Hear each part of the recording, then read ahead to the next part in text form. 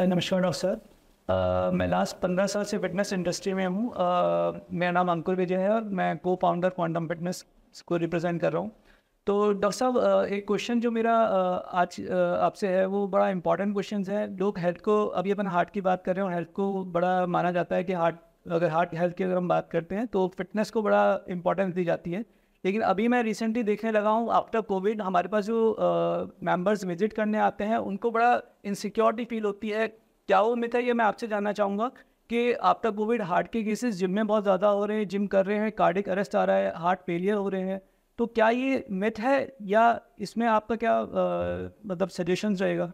ऐसा प्योरली ऐसा नहीं है कि कोविड के बाद जिम में डेथ्स बढ़ी है। कोविड के बाद ओवरऑल हार्ट अटैक के इंसिडेंट्स में बढ़ोतरी हुई है, इसमें कोई डाउट नहीं है। जिम में ज़्यादा इसलिए होंगे, हो सकता है, इसके पीछे मेरे पास कोई डेटा नहीं है।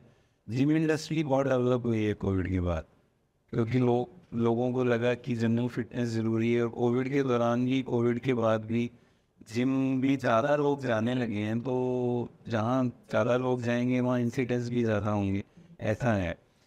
अब अगर कोई किसी के मन में ये इनसिक्योरिटी है कि मैं एक जिम ज्वाइन कर रहा हूँ तो क्या मेरे साथ कुछ हादसा हो सकता है, या as a gym trainer, as gym owner आप ही ऐसे लोगों को रिक्रूट नहीं करना चाहेंगे जिनको कुछ हो जाए। तो कोविड होना है या नहीं होना, तो मैं इस चीज़ को मारकर नहीं समझता हूँ कि उसको जिम में आना चाहिए या नहीं आना चाहिए। अभी भी ज़्यादा इम्पोर्टेंट ये है कि हमें अपने रिस्क फैक्टर आइडेंटिफाई करने होंगे।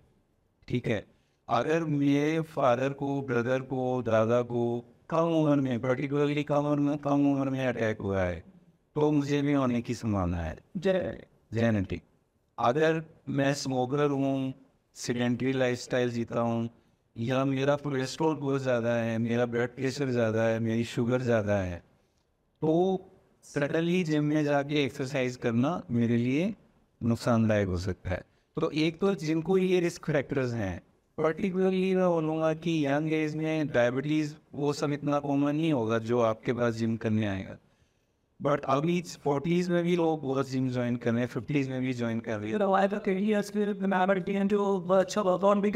जी, ठीक है। तो जिम से पहले एक रिस्क स्ट्रेटिफिकेशन होना ज़रूरी है, रिस्क फैक्टर जानना ज़रूरी है। तो हर किसी को हम नहीं बोल सकते, लेकिन जिनकी फैमिली हिस्ट्री है और लोग मे बी 35 प्लस हैं, वो एक बार एक जनरल बेसिक चेकअप करा करके जाएं, जिम ज्वाइन करें। एक बात। सेकंड, होता क्या है कि एक महीने बाद मेरी शादी, मुझे 10 किलो लूज करना, तो जाकर के वो आपके ऊपर भी प्रेशर डालता है कि ये तो आप ये पहचानो।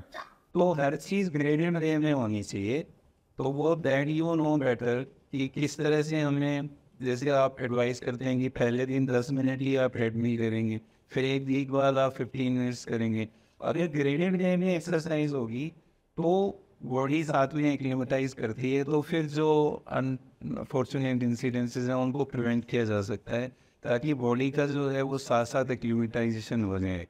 वो एक ज़रूरी है। और एक अगर फैमिली हिस्ट्री है हार्ट अटैक की, सडन डेथ की, तो वो उसका एक बेसिक चेकअप जिसके अंदर एक ईसीजी, एक कोलेस्ट्रॉल, ब्लड प्रेशर, और अगर जरूरत लगे डॉक्टर को तो एक इकोकार्डियोग्राम, ये अगर हो जाए तो जिम की डेथ्स को प्रिवेंट किया जा सकता है।